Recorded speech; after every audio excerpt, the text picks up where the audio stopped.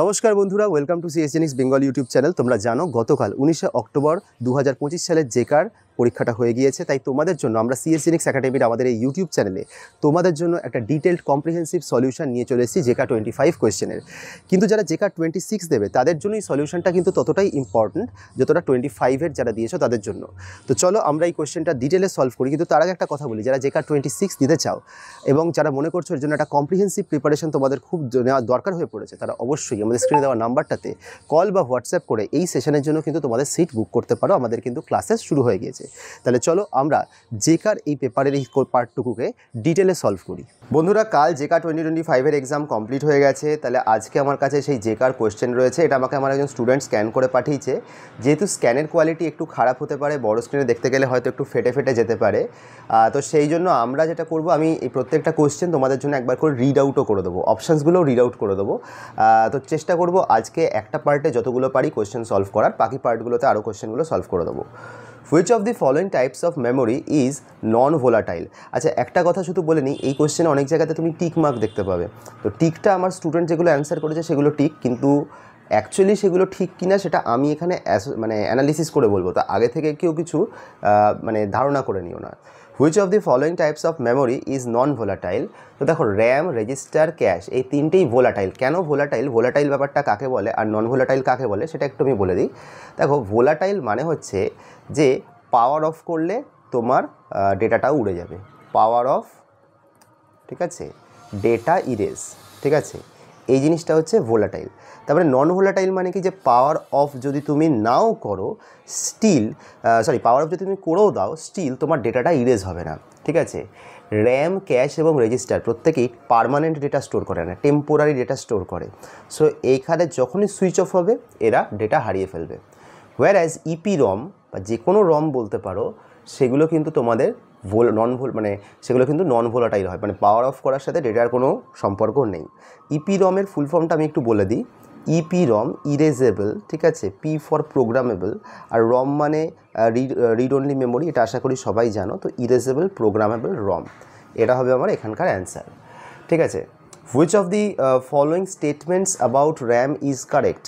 তো type of non volatile memory used for permanent data storage. প্রথম কথা, নন volatile memory কথাটা তো র্যামের জন্য চলবেই না, কারণ র্যাম ভোলাটাইল মেমোরি। আগের প্রশ্নটাতেই দেখলাম রিটেন্স data even when the power is turned of. এটা যদি হতো তাহলে তো এটা নন ভোলাটাইলই হয়ে যেত, কিন্তু এটা তো অ্যাকচুয়ালি ভোলাটাইল আমার। তো রিটেন্স ডেটাটা যদি বলে when power is turned of, এটার মানে তো হচ্ছে তুমি বলছো যে এটা নন ভোলাটাইল। তো একই স্টেটমেন্ট দুবার দিয়ে দেওয়া হয়েছে, কোনো মানে নেই। ভোলাটাইল মেমোরি, ঠিক আছে, কারেক্ট। ভোলাটাইল মেমোরি কথাটা যেহেতু বলেছে, correct. Used for temporary storage during program execution, মানে প্রোগ্রামটা এক্সিকিউট করার সময় প্রসেসগুলোর যা তোমার জিনিসপত্র থাকে, কম্পোনেন্ট থাকে, লাইক হিপ, স্ট্যাক, এগুলো স্টোর করতে কাজে লাগে। তো এটা তো ঠিকই কথা। তাহলে এই অপশান সিটা কিন্তু correct option. Can be only read but not written to. দেখো, রিড অনলি মেমোরি হচ্ছে রম, ঠিক আছে, র্যাম তো নয়। তো ক্যান অনলি বি রিড কথাটা যদি বলে, এটা তো শুধুমাত্র তোমার রমের জন্যই অ্যাপ্লিকেবল। রিটেন টু তো তুমি কি হচ্ছে, র্যামের ক্ষেত্রে তো তুমি নতুন জিনিসপত্র রাইট করছো র্যামে, তো এটা কিন্তু ভুল, ঠিক আছে।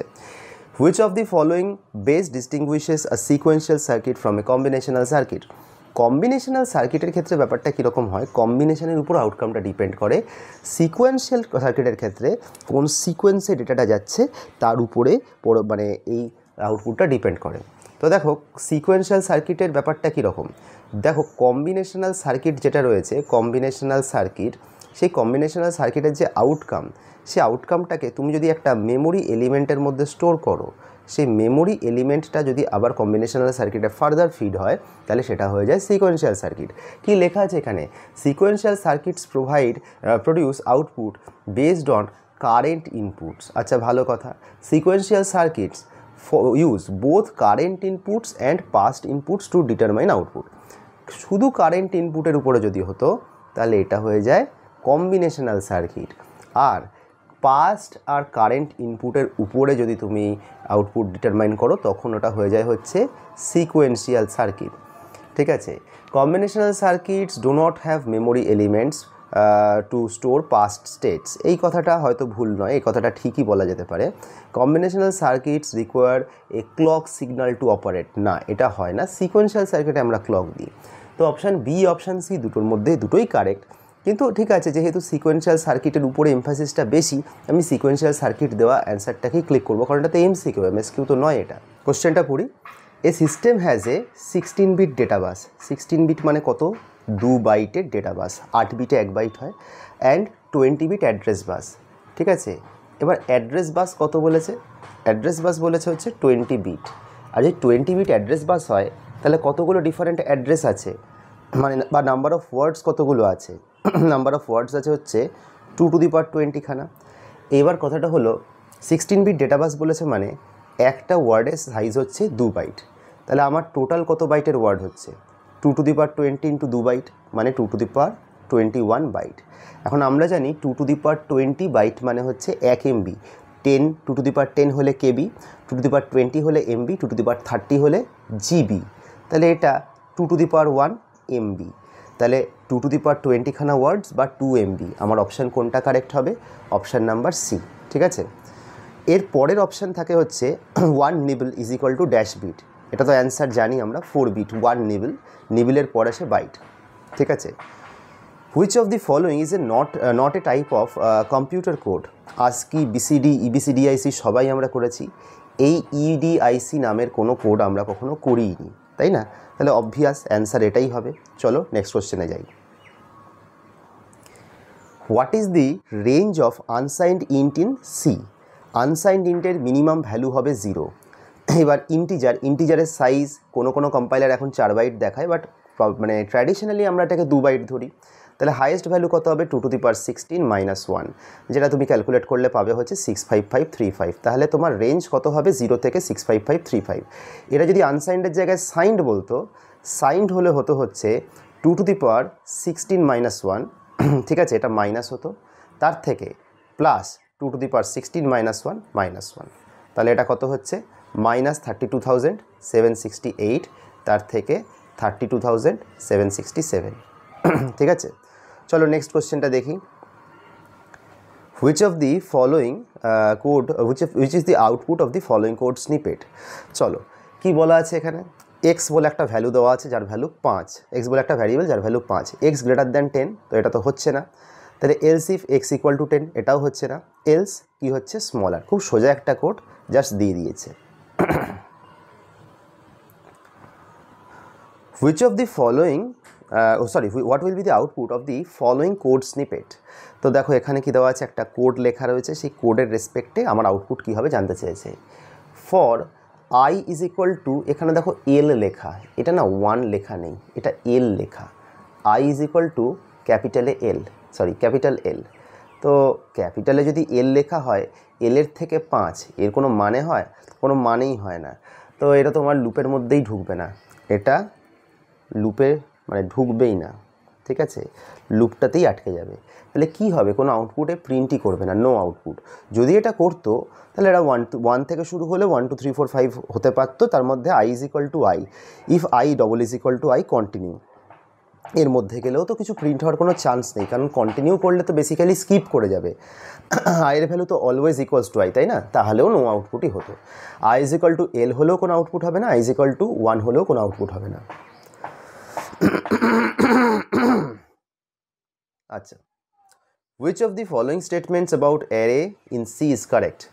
Array indices in C start from 1, এটা তো হবে না, এটা তো 0 হয় আমরা জানি। The size of an array must always be specified at runtime, এটা হয় না। দেখো array must be specified বা can be specified এর মধ্যে একটা ডিফারেন্স আছে। অ্যারের এটার ক্ষেত্রে অ্যারের যে সাইজ তুমি সেটা রান টাইমে স্পেসিফাই করতে পারো, ঠিক আছে, ক্যান বি স্পেসিফাইড সেটা হতে পারে। কিন্তু দেখো অ্যারের সাইজ তো তুমি কম্পাইল টাইমেও প্রোভাইড করতে পারো। তুমি কি গ্যারান্টি দিতে পারো যে অ্যারের যদি তুমি সাইজ রান টাইমে প্রোভাইড না করো তাহলে সেই অ্যারেটা কাজ করবে না? তার মানে দেখো তুমি এরকম দুটো জিনিস করতে পারো, int a is equal int a third ব্র্যাকেটে 100, তুমি এটা একটা করতে পারো যেটা স্ট্যাটিক ডিক্লারেশন অফ অ্যারে। বা তুমি এরকম করতে পারো এন বলে একটা ভ্যারিয়েবল ইনপুট নিয়ে তার মধ্যে সেই ইন্ট এর মধ্যে এন পাঠাতে পারো, দুটোই করতে পারো। এই প্রথমেরটা হচ্ছে কম্পাইল টাইম ইনিশিয়ালাইজেশন করবে আর পরেরটা হচ্ছে রান টাইম ইনিশিয়ালাইজেশন করবে। ফারাক কি দুটোর মধ্যে? একটা কম্পাইল টাইমটা কনভেনশন, আর একটা হচ্ছে তোমার খুব জেনারেলি তুমি দেখতে পাও না কিন্তু তুমি করতে পারো। তার মানে মাস্ট বি হবে না, ক্যান বি হলে এটা কারেক্ট হতো। ঠিক আছে। An array name in C represents the address of the first element. অবশ্যই, কারণ আমরা জানি এটাকে বলা হয় বেস অ্যাড্রেস, অ্যারের বেস অ্যাড্রেস। তো অ্যারের নাম সেটাকে পয়েন্টার দিয়ে অ্যাক্সেস করলেও তুমি দেখতে পাবে সেটা বেস অ্যাড্রেসকে রিপ্রেজেন্ট করে। Arrays in C store elements of different data types. এটা তো একদম না, কারণ সি এর ক্ষেত্রে এটা তোমার হোমোজিনিয়াস ডেটা টাইপ হওয়ার কথা। হোমোজিনিয়াস ডেটা টাইপ তো এটা নয়। হোমোজিনিয়াস ডেটা টাইপ হলে তো তোমার ডিফারেন্ট ডেটা টাইপস তো স্টোর করা যাবে না, তাই না? চলো পরেরটাতে দেখি। Read the following statements about functions in C and choose the correct option. A function in C can return only one value directly. ঠিক আছে, ক্যান রিটার্ন বলেছে। যদি বলতো মাস্ট রিটার্ন তাহলে আবার এটাকেও কাটতে হতো। কেন জানো? কারণ মাস্ট রিটার্ন বললে তো আমাকে বলতে হতো যে একটা ভ্যালু রিটার্ন করাতেই হবে, কিন্তু ভয়েড হলে তো আমি রিটার্ন না করেও রাখতে পারি। Function names can be same as the variable names in same scope. এটা হবে না। এটা যদি করা হয় তাহলে অ্যাম্বিগুইটি দেখা দেবে, এটা অ্যাম্বিগুইটি দেখা দেবে। ঠিক আছে। A function in C must take at least one argument. Must take at least one argument. Function তো argumentlessও হয়, তাহলে এটা হবে না। In recursion is allowed in C functions. Obvious, তাহলে অপশান 1 এবং 4 কারেক্ট হবে। ঠিক আছে, চলো পরেরটায় যাই। What happens when a recursive function in C lacks a proper base condition? Base conditionটা কি? Base condition বেসিক্যালি তোমাকে বলছে when to stop। যদি বেস কন্ডিশন ল্যাক করে তাহলে কি হবে? তাহলে এটা ইনফাইনাইট রিকারশন হয়ে যাবে। আর ইনফাইনাইট রিকারশন যদি হয় তাহলে অবভিয়াসলি স্ট্যাক ওভারফ্লো হওয়াটা ম্যান্ডেটারি, মানে ঘটবেই, ইট ইজ এভিডেন্ট। চলো এর পরের কোশ্চেনগুলোতে যাওয়া যাক। What will be the output of the following C code? C এর কোডের আউটপুট কী হতে পারে? এটা আমাকে দেওয়া রয়েছে। Int a is equals to 10, p is equal to ampersand a. তো p is equal to ampersand a, a is equal to 10, print f star p. তাহলে কী প্রিন্ট করবে? 10 প্রিন্ট করবে। 10-এর অ্যাড্রেস প্রিন্ট করতে কখন? যদি স্টারটা তুমি না দিয়ে শুধু পি প্রিন্ট করতে তাহলে তোমাকে অ্যাড্রেস প্রিন্ট করতো। যেহেতু তুমি স্টার পি দিয়েছো তাহলে তোমাকে অ্যাড্রেসের ভেতরে থাকা ভ্যালুটা প্রিন্ট করবে। A risk in a software project has a probability of occurrence of 0.3 and potential loss if it occurs is estimated to be 2 lakh to 2100. What is the risk exposure for this risk? আচ্ছা দেখো, risk হলে তার খরচা হচ্ছে 2 লাখ, তাই তো? আর risk হওয়ার chances কত? রিস্ক হওয়ার চান্সেস হচ্ছে 0.3। তাহলে রিস্ক হলে 2000 আর রিস্ক হওয়ার চান্সেস হচ্ছে 0.3, তাহলে এই ভ্যালুটা কত আসবে? ভ্যালু তো আসবে, একে গুণ করলে যা হবে। দেখো সোজা কথা হচ্ছে যে তুমি হারলে তোমাকে 10 টাকা দিতে হবে, আর তোমার হারার চান্স 30%, তাহলে তোমার লসের চান্স কত হবে? 3 টাকা। এটা তো পাতি প্রবাবিলিটির অঙ্ক, তো সেটাই তোমার এখানে দিয়ে দেওয়া রয়েছে। ঠিক আছে, এটা হয় 60,000 টাকা। চলো পরের কোশ্চেনটায় যাওয়া যাক। Which metric gives the best measure of efficiency in a defect discovery process across software development phases? এই কোশ্চেনটার অ্যান্সার হবে হচ্ছে DRE বা ডিফেক্ট রিমুভাল এফিসিয়েন্সি। ঠিক আছে, এই জায়গাগুলোতে সাইক্লোমেটিক কমপ্লেক্সিটি ডিফেক্টের ডিসকভারি প্রসেস না, এটা হচ্ছে তোমার কতগুলো ইন্ডিপেন্ডেন্ট পাথ আছে। আমি একটা কথা বলবো, এই মেট্রিকগুলো নিয়ে একটু পড়াশুনো করে রাখলে ভালো হয়। ঠিক আছে, আচ্ছা চলো পরেরগুলোকে একটু একটু করে দেখি। Which testing approach specifically ensures that all logical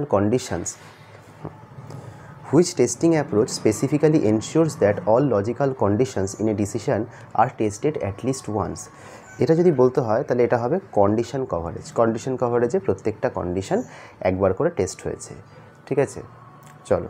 Which of the following pairs correctly matches the type of testing with its main focus or environment? White box, and user feedback. আচ্ছা, হোয়াইট বক্সে actually তোমার user বসে বসে feedback দেয়, কথাটা ভুল বলবো, টেস্টিংটাই তাদেরকে দিয়ে করা হয়। বিটা আচ্ছা, তারপর হচ্ছে alpha testing developer side. Alpha testing পুরো সফিস্টিকেটেড ইউজার বা ডেভেলপারদের টেস্টিং, তো আলফা টেস্টিংটা এখানে কারেক্ট অ্যান্সার হবে। এখন বাকি অপশান এক্সপ্লোর করে লাভ নেই, কারণ এটা MCQ। যাই হোক, এর পরেগুলো দেখা যাক। Which of the following statements about structures and unions in C is true? In a structure, all members share the same memory location. প্রথম কথা, সেম মেমোরি লোকেশান স্ট্রাকচারে হয় না, শেয়ার করে হচ্ছে ইউনিয়নে। ঠিক আছে, in union all members have separate memory locations, এটা স্ট্রাকচারে হয়, এটা ইউনিয়নে হয় না। The size of union is equal to the size of its largest member, এটা ঠিক, কারণ সেপারেট নয়, একটা মেমোরি শেয়ার করে বলে সবথেকে বড় মেম্বার সেই হিসেবে ওকে জায়গা দেওয়া হয়। The size of structure is always equal to the sum of size of its members without any padding. এই কথাটাও কিন্তু ঠিক, এই দুটোই ঠিক অ্যাকচুয়ালি, সি আর ডি দুটোই ঠিক, কারণ স্ট্রাকচারের সাইজ তো always equal to the sum of size of its members without any padding, এটাই হওয়া উচিত। যাই হোক, এই দুটোই হতে পারে, দুটোর মধ্যে যেটা তুমি দেবে সেটাই কারেক্ট। চলো নেক্সট কোশ্চেনটাতে যাই। What will be the output of the following program? আমাদেরকে আউটপুট দিয়েছে, তো আমাদেরকে দুটো স্ট্রিং দেওয়া হয়েছে, str20 এটা হচ্ছে হ্যালো, str220 এটাও হ্যালো, কিন্তু এখানে একটা স্পেস দেওয়া আছে যেটা এখানে দেওয়া নেই। আচ্ছা, এবার str2তে তুমি str1টাকে কপি করলে, তার মানে এখন str2ও যায় str1ও তাই। এইবার এখানে আমি কি লিখেছি, if strcmp str1 str2 equal to 0 printf equal. তো দেখো স্বাভাবিক কথা যে কোনো স্টেটমেন্ট যদি তোমার দুটো স্ট্রিং যদি ইকুয়াল হয় তাহলে strcmp কত রিটার্ন করবে? 0 রিটার্ন করবে। এটা তো আমরা strcmp স্ট্রিং ফাংশনসগুলো আমরা জানি, সেখান থেকে এটা আসছে। যদি ইকুয়াল হয় তাহলে ইকুয়াল রিটার্ন করবে, তাহলে সেক্ষেত্রে আউটপুট কী হবে? ইকুয়াল হবে। চলো পরের কোশ্চেনটায় যাওয়া যাক। In the context of software quality management which of the following focuses on preventing defects rather than defecting them? এটা হচ্ছে কোয়ালিটি অ্যাসিওরেন্স, ঠিক আছে, কোয়ালিটি অ্যাসিওরেন্স। আচ্ছা, which of the following options with grep is used to ignore cases while searching? ইগনোরের জন্য হবে I, ঠিক আছে, আই দিয়ে তুমি মানে এই এটা ইগনোর করাতে পারো। ইগনোর কেসেস বলতে কি? কেসেস মানে হচ্ছে আপার কেস লোয়ার কেস, এটা মাথায় রাখবে। যারা পরের বার দেবে তারাও কিন্তু এই টার্মিনোলজিগুলো একটু জেনে নিয়ে যেও। মোটামুটি সুমিতাভ দাসের বই পড়লে ইউনিক্স কভার হয়ে যায়, ইউনিক্স নিয়ে আর চিন্তা করার দরকার পড়বে না, তবুও এগুলো জেনে রাখা ভালো। আচ্ছা, which of the following is not typical use of stacks? Expression evaluation use হয়, রিকারশন অবশ্যই ইউজ হয়। আচ্ছা, আনডু মেকানিজম ইন এডিটার্স, আরেকটা কী বলেছে? Breadth first search. প্রথম কথা, ব্রেথ ফার্স্ট সার্চের কেন স্ট্যাক ইউজ হবে? ব্রেথ ফার্স্ট সার্চ তো কিউয়ের ইউজ, তাহলে এক্ষেত্রে তোমার একদম অপশান ক্লিয়ার, তোমার কিউ হচ্ছে breadth first search, option D. In circular queue size of N when the Q is considered ফুল। দেখো কী করে কিউটাকে আমরা ফুল ধরবো? যদি রিয়ার যেখানে রয়েছে ফ্রন্ট ঠিক তার পরের ঘরে থাকে, ঠিক আছে, মানে সার্কুলার কিউয়ের কনসেপ্ট কি? লাস্টের পরে আবার তুমি ফার্স্ট ঘরকে ধরবে, তার মানে এখানে যদি তোমার রিয়ার হয় এখানে তোমার ফ্রন্ট থাকতে হবে। তারপরে রিয়ার যেখানে তার ঠিক সার্কুলার নেক্সট হচ্ছে ফ্রন্ট, তাহলে তুমি এখানে অপশান পেয়ে যাচ্ছ, অ্যান্সার পেয়ে যাচ্ছ, এটাই তোমার অ্যান্সার হওয়া উচিত। Which of the following traversal techniques list the nodes of a binary search tree in ascending order? Ascending অর্ডারে যদি তোমাকে সাজাতে হয় তাহলে অপশান হবে ইন অর্ডার, বিএসটিতে ইন অর্ডার করলে সেটা অ্যাসেন্ডিং অর্ডারে আসে, ঠিক আছে। The running time TN of an algorithm given as এত, তাহলে এদের কমপ্লেক্সিটি কত হবে? কমপ্লেক্সিটি হচ্ছে n, কেন হবে বলে দিচ্ছি, যেখানে c লেখা আছে, c ইজ এ কনস্ট্যান্ট, কনস্ট্যান্টের জায়গাতে তুমি 1 ইউজ করতে পারো, TN is equal two 1 plus TN-1। তো এখানেও যেটা d লেখা আছে, d is also one type of constant আমাকে ধরতে হবে, তাহলে এখানেও 1 ধরবো। তো এভাবে এটা কমতে কমতে কমতে কমতে n-1 খানা রিকার্সিভ কলের শেষে এটা হয়ে যাবে n প্লাস t অফ 0। যারা রিকারশান দিয়ে এটা করতে জানো তারা এটা জানবেই, আর যদি না জানো অসুবিধা নেই, আমরা নেক্সট ভিডিওগুলোতে এগুলোকে ডিটেলে সলভ করব। মানে ডিটেলে বলতে এই ধরনের প্রবলেম, কারণ স্পেসিফিক এমফাসিস করার জায়গাটা এখন হয়তো নেই, কারণ এখন তো আমরা পেপার সলভ করছি, বাট তবুও যতটা পারবো সলভ করব। যাই হোক, তো এটা তো হয়ে যাবে 0, তাহলে আলটিমেটলি আমার ফাংশনাল কস্টটা কত হবে? n। তো দেখতেই পাচ্ছি তাহলে আমার কমপ্লেক্সিটি কত হবে? n। The order of an algorithm that finds whether a given Boolean function of n variables produces 1। প্রথম কথা, একটা বুলিয়ান ফাংশন উইথ n ভ্যারিয়েবলসের কটা কম্বিনেশন হয়? 2 টু দি পাওয়ার n। তাহলে 2 টু দি পাওয়ার 1 খানা তোমার n খানা কেস, প্রত্যেকটা কেস তোমাকে চেক করে করে দেখতে হবে যে সবাই 1 দিচ্ছে কিনা, তবেই তো এটা 1 হবে। তাহলে দেখো প্রথম কথা, কনস্ট্যান্ট হওয়ার তো কেস নেই, লগারিদমিক হওয়ার কেস নেই, লিনিয়ার হওয়ার কেস নেই, 2 টু দি পাওয়ার n খানা কেস চেক করতে হবে, তাহলে তোমার কমপ্লেক্সিটি কত হবে? Order of 2 to the power n, তাহলে এটা এক্সপোনেনশিয়াল তোমার উত্তর হওয়া উচিত। আচ্ছা, which of the following can be done with link list? Link লিস্টে কী বলেছে? Implementation of stack and queue হয়, ইমপ্লিমেন্টেশন অফ বাইনারি ট্রিজ অবশ্যই হয়, কারণ বাইনারি ট্রিজ যদি ইমপ্লিমেন্টেশন করতে চাও ডবল লিঙ্ক লিস্ট দিয়ে হতে পারে। Implementation of data structures that can simulate dynamic arrays অবশ্যই হতে পারে, তাহলে সবকটাই তো কারেক্ট হচ্ছে। অপশান ডি হবে answer. What is the worst case time complexity to access an element in a binary search tree? Binary search আর binary search ট্রির মধ্যে ডিফারেন্সটা কোথায়? ওয়ার্স্ট কেস, বাইনারি সার্চে তো আমি জানি worst case order of log N, কিন্তু বাইনারি সার্চ ট্রি হলে তার একটা গল্প হতে পারে, ট্রিটা কমপ্লিটলি যদি একটা পার্টিকুলার সাইডে স্কিউড হয়ে থাকে তখন তার কমপ্লেক্সিটিটা দেখো, তখন কোনো এলিমেন্টকে সার্চ করতে গেলে তুমি অ্যারেটাকে ডিভাইড করতে পারছো না। ডিভাইড যদি না করতে পারো তাহলে তোমাকে একটা ডাইরেকশনেই প্রসিড করতে হবে, তাহলে তো তোমার লিনিয়ার সার্চ হয়ে গেল, তাহলে এটার কমপ্লেক্সিটি কী হবে? Order of N. Packet switching means sending data in a continuous bit stream, এটা ঠিক নয়। ইউজিং ফিক্সড ডেটা সার্কিট, সেটাও নয়। ডিভাইডিং ডেটা ইন্টু প্যাকেটস, একদম পারফেক্ট ডেফিনেশনের সাথে অ্যালাইন করছে। Which of the following represents post order traversal? Post order মানে কি? Left right root, left right root, এটা হচ্ছে পোস্ট অর্ডার, এটা হচ্ছে তাহলে আমার correct answer. Root left right হলে কী হবে? প্রি অর্ডার, আর লেফট রুট রাইট হলে কী হবে? In order. ঠিক আছে। Given a graph of N nodes and N edges, how many cycles will be represented? প্রথম কথা উইল বি প্রেজেন্ট। আচ্ছা, প্রথম কথা হলো স্প্যানিং ট্রি। স্প্যানিং ট্রিতে যদি এনখানা নোড থাকে, কটা এজ থাকবে? n-1 খানা এজ, কারণ স্প্যানিং ট্রিতে একটাও সাইকেল থাকে না। যেই তুমি আরেকটা এজ কানেক্ট করে দিলে অমনি একটা সাইকেল হয়ে গেল, তাহলে কী হবে? Exactly 1 cycle. What is the value of the post fix expression? Post fix expression দেওয়া রয়েছে, কী করবো? 2-4, 2-4-এর সাথে কী করা হয়েছে? প্লাস, তাহলে 2-4 প্লাস করলে কত হবে? 6। 3 আর 6 তার মধ্যে কী হয়েছে? মাইনাস, তাহলে 3-6-এর মধ্যে মাইনাস করলে কত হবে? -3। তারপর 6 - 3 তাদের মধ্যে স্টার গুণ করলে কত হচ্ছে? -18। Which of the following points is or are not true about link list data structures when it is compared with an array? Link লিস্টে মানে র্যান্ডম অ্যাক্সেস অ্যালাউড নয়, কারেক্ট একদম কথা, কিন্তু এখানে তো বলেছে নট ট্রু। নট ট্রু হলে তো এটা হবে না। আচ্ছা, access elements in a link list takes less time compare to arrays, এটা একদম মানে ইনকারেক্ট। ইনকারেক্ট হলে আমার রেসপেক্ট এটাই কারেক্ট হওয়া উচিত। Arrays have better cache locality that can make them better in terms of performance. It is easy to insert and delete elements in link list. এই অপশানটা একদম ভুল। ঠিক আছে, তাহলে বি আর ডি দুটোর মধ্যে যে কোনো একটা ট্রু হতে পারে, কিন্তু এমসিকিউ তো আমার কাছে যে কোনো একটাই আমি অ্যান্সার দিতে পারবো। আর মনে হয় কোনো একটা টাইপিং এরর থাকতে পারে। What is D queue? D queue মানে কি? ডাবলি এন্ডেড কিউ, যে দুদিক থেকে ইনসার্ট আর ডিলিট করতে পারে। তাহলে তো দেখো এখানে অপশান সি একদম চলে আসছে directly. What is the best case time complexity of inserting a node in a single link list?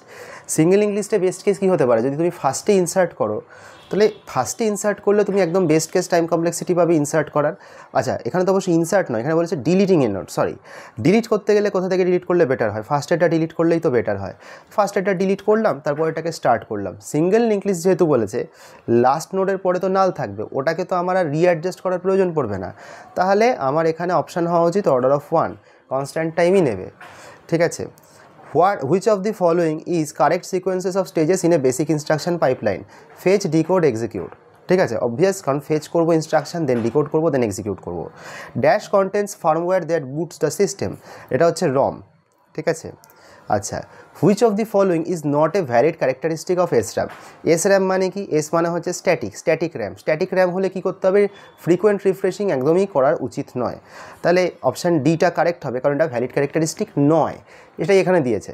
The sequence of events that happen during a typical fetch operation. Fetch মানে কি? ইনস্ট্রাকশনটা প্রথমে পিসি থেকে collect করছি, মেমোরিতে নিচ্ছি, memory data register, সেখানে থেকে তুমি হচ্ছে ইনস্ট্রাকশন রেজিস্টারে নিয়ে যাবে। তাহলে 39-এর এই অপশানটাই কারেক্ট হবে। How many 2 input multiplexers are required to construct a 2^10 multiplexer? 2^10 multiplexer, তাই তো?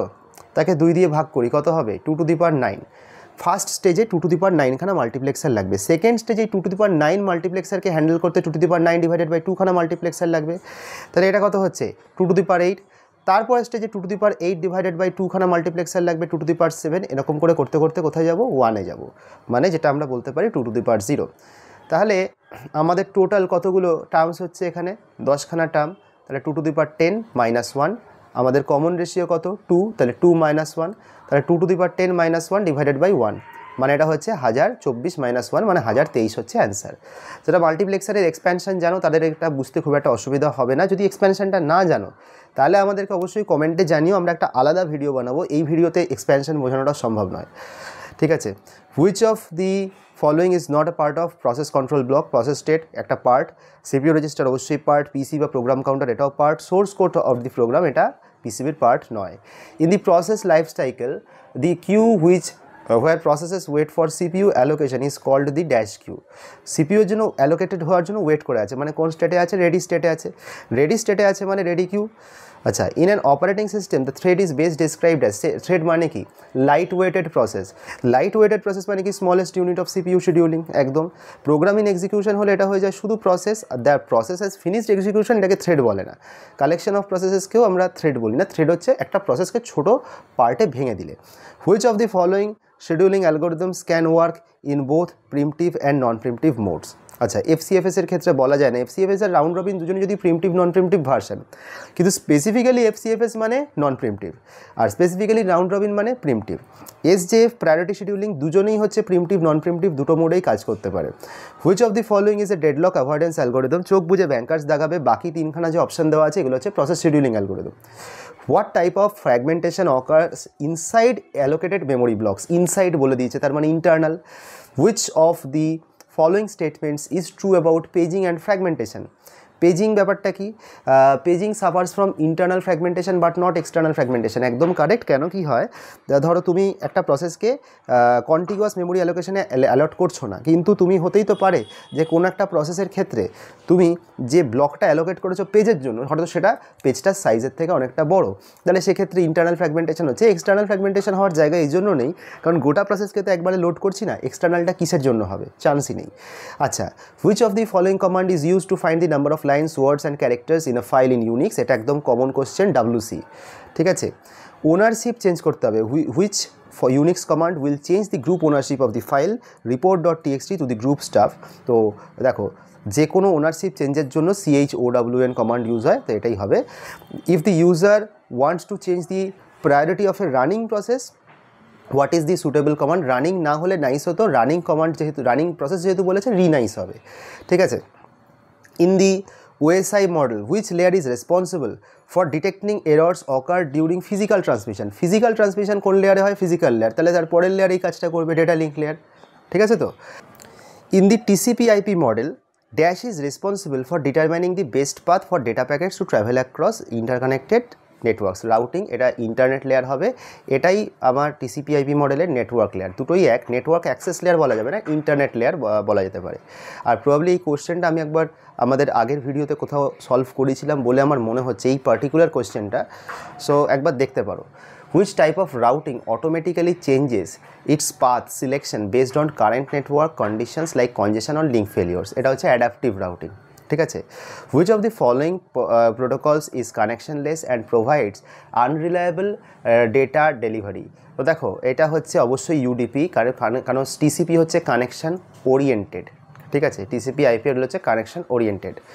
Which field in the IPv4 header helps uniquely identify fragments of a datagram so they can be reassembled correctly? এটা হবে হচ্ছে identification field দিয়ে তুমি IPv4 হেডারের ফ্র্যাগমেন্টগুলোকে তুমি reassemble করতে পারো। দি IP address 10.5.6.7 belongs to which class? দেখো 10 দেওয়া আছে, এটা অবশ্যই ক্লাসে ফার্স্ট কোয়াড্রেন্ট, মানে ফার্স্ট অক্টেটে যে ভ্যালুটা থাকবে সেটা যদি 0 থেকে 127 হয় তাহলে ক্লাস এ, যদি 128 থেকে 191 হয় তাহলে ক্লাস বি, 192 থেকে যদি 223 হয় তাহলে ক্লাস সি, 224 থেকে 239 হলে ক্লাস ডি, আর 240 থেকে 255 হচ্ছে ক্লাস সি। ঠিক আছে।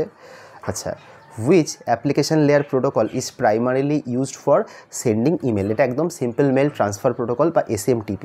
ঠিক আছে। What does a firewall primarily do? সোজা কথা, ফায়ারওয়াল কী করে?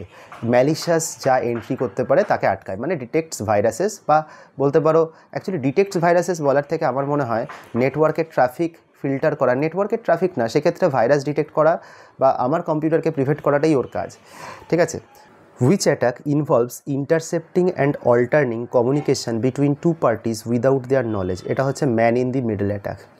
Which device is used to connect multiple devices within the same network segment and operates at the data link layer? এটা হবে switch.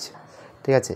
The physical relationship of a record determined by a mathematical formula and transforms a file key into record location is, এটা হচ্ছে B tree. ঠিক আছে, B tree file. এবার B tree বা file organization, indexing, এগুলো একটু পড়তে হবে, তাহলে এই কনসেপ্টটা ক্লিয়ার হবে, কারণ এই ধরনের কনসেপ্ট তো তুমি টপিক না পড়লে পুরোপুরি বুঝতে পারবে না। A data dictionary is a special file that contains the names of all fields in all files. হ্যাঁ, এটা ঠিক আছে। সাইজ বলা যায় অবশ্যই, সাইজ, ডেটা টাইপ সবই হবে, তাহলে অপশান ডিটা হবে আমার correct answer. A functional dependency is the form X arrow Y is trivial if Y is subset of X. এটা আমরা সবাই জানি যে যেটা ডান দিকে আছে সেটা যদি বাঁ দিকের জন্য সাবসেট হয় তাহলে আমরা এটাকে ফাংশনাল ডিপেন্ডেন্সিকে ট্রিভিয়াল বলবো। There is a possibility of cascading roll back when a transaction write items that have been written only by a committed transaction. এটা একদমই নয়, কমিটেড ট্রানজ্যাকশন দিয়ে যদি করি তাহলে আর কাসকেডিং রোল ব্যাক কেন হবে? A transactions write items that is previously written by an uncommitted transaction, এটা হতে পারে। A transaction reads an item items, আচ্ছা আইটেমস তো হবে না, reads an item that is previously written by an uncommitted transaction. আচ্ছা, এটাও হতে পারে, কারণ রিড করলো মানে ওর যে ভ্যালুটা তুমি রিড করছো, তুমি যদি কমিট না করো, তুমি কোনোভাবে ওর সাথে ডিপেন্ডেন্সি তোমার রয়েছে, একটা কনফ্লিক্ট মানে প্রিসিডেন্স গ্রাফ অনুযায়ী তোমার সাথে একটা কনফ্লিক্ট রয়েছে, তাহলে ও ট্রানজ্যাকশন যদি রোল ব্যাক করো তোমাকেও রোল ব্যাক করতে হবে। In an entity relationship Y is the dominant entity and X is the subordinate entity. মানে সোজা কথা হচ্ছে এটা স্ট্রং, এটা হচ্ছে স্ট্রং, আর এটা হচ্ছে উইক, তাই তো? আচ্ছা, ডমিনেন্ট আর সাবঅর্ডিনেট, আচ্ছা তার মানে এটা হচ্ছে তোমার হচ্ছে এটা রেফারেন্সিয়াল ইন্টিগ্রিটির উপর দাঁড়িয়ে আছে। আচ্ছা, Y is the dominant and X is the subordinate, তার মানে ওয়াইয়ের উপর এক্স ডিপেন্ড করছে। তাহলে Y is deleted so is X, এটা হচ্ছে বলছে X's existence is depends on Y, এটা ঠিক আছে। Operationally if X is deleted so is Y, ঠিক সেটা বলা যাবে কি? Operationally if X is deleted Y remains same, এটা ঠিক আছে, কারণ এক্সের এক্সিস্টেন্স ওয়াইয়ের উপর ডিপেন্ড করছে, এটা ঠিক কথা। এক্সকে যদি ডিলিট করি তাহলে ওয়াই একই থাকছে, ওয়াই ডমিনেন্ট, তাই তো? তাহলে এক্সের ক্ষেত্রে তুমি ওটা এক্সকে ডিলিট করে পরে তুমি এক্সকে রেফার করতে পারো। অবশ্য একটা ব্যাপার আছে, আমি কাকে রেফার করছি, আচ্ছা যার থেকে রেফার হচ্ছে তাকে ডিলিট করলে আমার চেঞ্জটা হতে পারে। জাস্ট এক মিনিট আমি একবার দেখে নিই। তার মানে আমার কাছে ধরা যাক এরকম আছে এমপ্লয়ি আইডি আর প্রজেক্ট নাম্বার, আর এখানে আছে প্রজেক্ট নাম্বার, আর এখানে আছে ম্যানেজার নাম্বার। তাহলে আমি এখানে প্রজেক্ট নাম্বার আগে ঢোকাবো, এখানে পরে ঢোকাবো। তাহলে ডিলিট যদি আমি একে আগে করি, এটা হচ্ছে ওয়াই, এটা হচ্ছে এদিকটা হচ্ছে ওয়াই, ঠিক আছে, আর ওদিকেরটা হচ্ছে এক্স। তাহলে ওয়াইকে যদি ডিলিট করে দিই তাহলে এক্সের কোনো এক্সিস্টেন্স থাকা উচিত নয়, কিন্তু ওয়াইকে তো আমি আগে ডিলিট করতে পারবো না। আমি এক্সকে যদি আগে ডিলিট করি তাহলে সেক্ষেত্রে আমি বলতে পারি যে ওয়াই রিমেন্স সেম। এটাকে যদি আমি উড়িয়েও দিই তাহলেও কিছু আসে যায় না, পরে আবার আমি এটাকে তৈরি করতে পারি। তাহলে ডিটাই কারেক্ট অ্যান্সার হওয়া উচিত। আচ্ছা, choose the correct statement. An alternate কি ইজ এ ক্যান্ডিডেট কি that is not a primary কি। একদম ঠিক কথা, অল্টারনেট কি একটা ক্যান্ডিডেট কি যেটা কিনা প্রাইমারি কি হবে। আচ্ছা, অ্যান অল্টারনেট কি ইজ এ প্রাইমারি কি that is not A candidate কি। একদম ভুল কথা, প্রাইমারি কি মানে তো ক্যান্ডিডেট কির মধ্যে থেকেই চুজ হবে।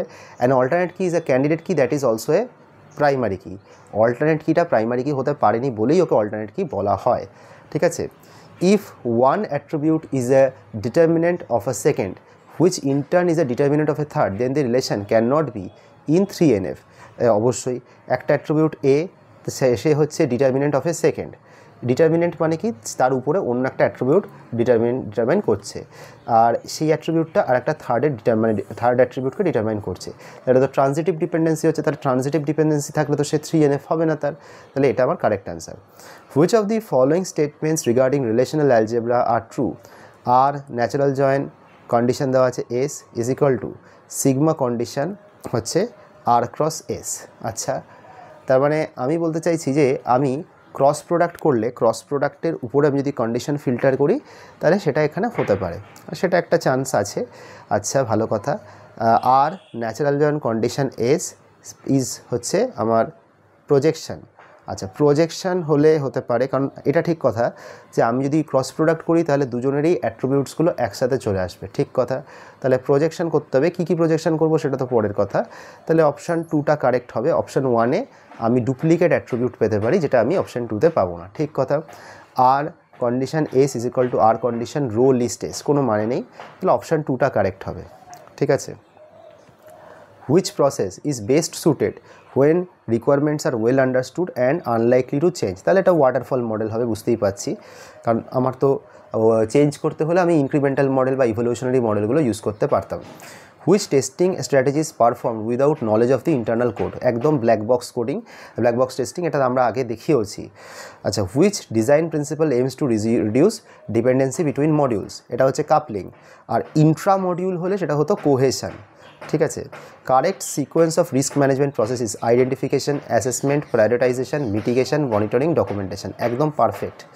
ঠিক আছে, which of the following testing methods is normally used as the acceptance test for a software system? এটা তো অবশ্যই ইন্টিগ্রেশন টেস্টিং, কারণ সিস্টেম টেস্টিং অ্যান্ড ইন্টিগ্রেশন করার পরই ওটা অ্যাকসেপ্ট হয়, তারপরে মেনটেন্যান্সে যায়। Which of the following is not A supervised machine learning algorithm? দেখো, কেবিনস একদম চোখ বুঝে, কারণ ক্লাস্টারিং আর অ্যাসোসিয়েশন রুল মাইনিং যা রয়েছে ও সবই আমার আনসুপারভাইজড।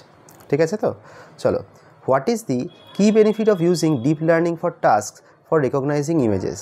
আচ্ছা, এটা হচ্ছে কথা, লেস ট্রেনিং ডেটা কথাটা বলাটা উচিত নয়, ইজিয়ার টু এক্সপ্লেনটাও বলাটা ঠিক নয়, কিন্তু can learn complex details from data on their own, এই কথাটা ঠিক। They work faster and more efficient computationally, এটা সবসময় নাও হতে পারে, টাইম নিতে পারে। আচ্ছা, what is the key difference between supervised and unsupervised learning? Supervised learning requires লেভেল data while unsupervised learning does not, একদম ঠিক, এটা তো ডেফিনেশন।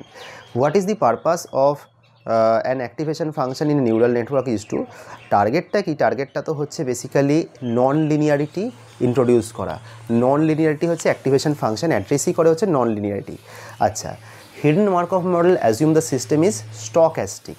ঠিক আছে, স্টকহ্যাস্টিক, এগুলো ওদের প্রিন্সিপাল পড়তে হবে, না হলে তো লেখা সম্ভব নয়। আচ্ছা, in SVM the margin is defined as the perpendicular distance of the decision boundary to the closest support vector, একদম ঠিক।